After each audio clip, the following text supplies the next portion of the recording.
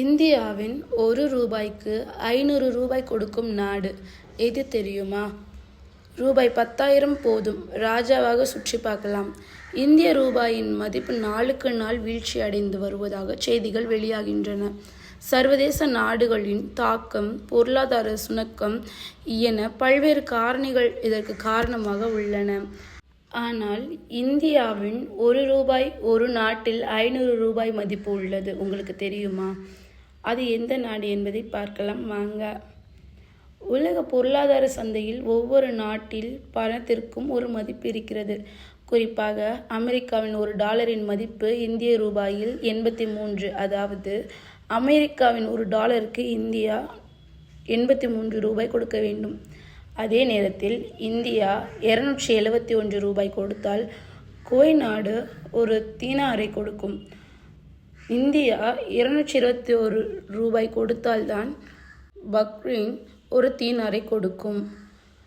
அதற்கு நேர்மாறாக இந்தியா ₹1 கொடுத்தால் ₹500 அள்ளி கொடுக்கும் நாடு ஒன்று இருக்கிறது. இந்த நாட்டுடன் இந்தியா பழங்காலத்தில் இருந்தே நல்ல உறவை கடைபிடித்து வருகிறது. உலகின் மிகப்பெரிய எண்ணெய் உற்பத்தி செய்யும் நாடுகளில் ஒன்றாக இருந்தாலும் அமெரிக்காவில் பொருளாதார தடைகளால் அந்த நாட்டின் நிலைமை மோசமடைந்து வருகிறது. அதனால்தான் இந்த நாட்டின் ஒரு இந்திய ரூபாய் மதிப்பு குறைந்தபட்சம் ₹500க்கு சமம். நாம் குறிப்பிடும் நாடு பெரும்பாலான நபர்களுக்கு தெரிந்திருக்கும். அந்த நாடு ஈரான் தான்.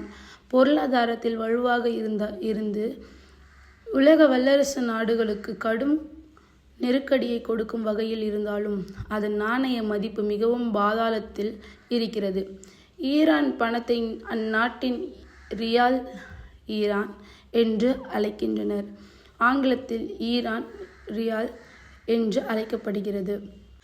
மிகவும் பழமையான நாடுகளில் ஒன்றான ஈரான் ரியாலின் மதிப்பு மிகவும் நன்றாக இருந்தது. ஆனால் கடந்த சில ஆண்டுகளில் சர்வதேச சந்தையில் அதன் மதிப்பு வெகுவாக சரிந்து வந்துள்ளது. ஏனெனில் பல ஆண்டுகளாக இந்த நாட்டின் மீது அமெரிக்கா பல்வேறு பொருளாதார தடைகளை விதித்தது.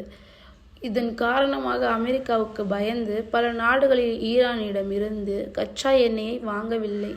இதன் காரணமாக சர்வதேச சந்தையில் ஈரானின் பொருளாதாரம் சரிய தொடங்கியது. ஈரானின் பொருளாதார நிலை மிகவும் மோசமாக இருந்தாலும் இந்தியாவுடனே உறவு தொடர்கிறது. இருப்பினும் ஒரு இந்திய ரூபாய் 507:22 ஈரானின் ரியாலுக்கு சமம்.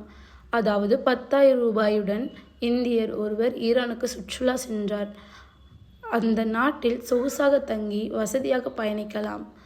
ஒரு நாட்டின் ஒரு மிகவும் பிரம்மாண்டமான 5 நட்சத்திர ஓட்டலுக்கு சென்றால் நாளொன்றுக்கு அதிகபட்சம் வெறும் ₹7,000 தான் செலவாகும். ஆனால் இடைப்பட்ட 5 நட்சத்திர ஓட்டல்களுக்கு சென்றால் 2,000 முதல் 4,000 வரை மட்டுமே ஆகும்.